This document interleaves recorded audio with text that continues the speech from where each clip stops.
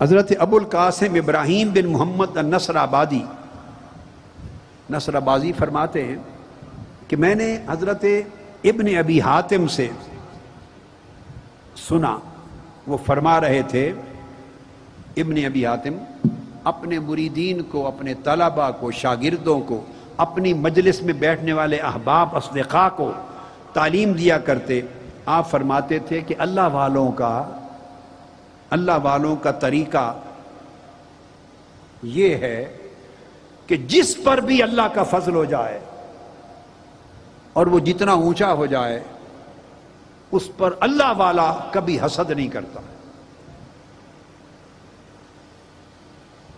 جس بندے پر اللہ کا فضل ہو جائے،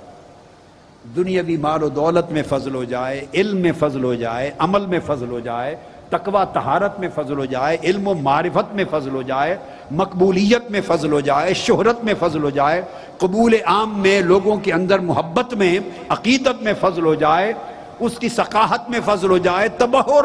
علم کا، معرفت کے دروازے کھل جائیں، جس دنیا داری کا، جس طرح کا اللہ کا فضل ہو جائے۔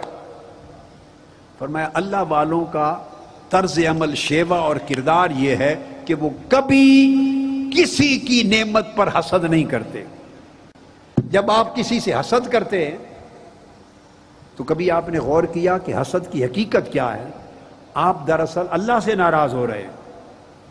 اللہ کے کیے کو چیلنج کر رہے ہیں، اللہ کا امر آپ کو پسند نہیں آیا۔ جس سے آپ حسد کر رہے ہیں اس نے آپ سے تو کچھ چھینا نہیں، آپ سے تو کچھ، اگر اس کو علم زیادہ ملا ہے